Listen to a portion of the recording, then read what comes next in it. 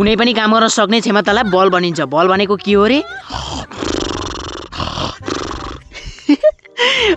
ओइ गोपाले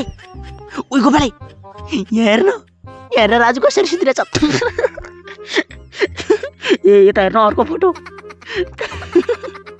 अनि के हो रातभरि रक्सी खाएर नसुती बसेको रहेछ क्या अरू बच्चा हेर्न फोटो।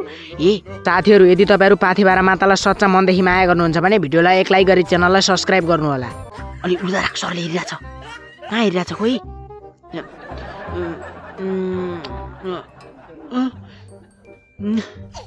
फोनले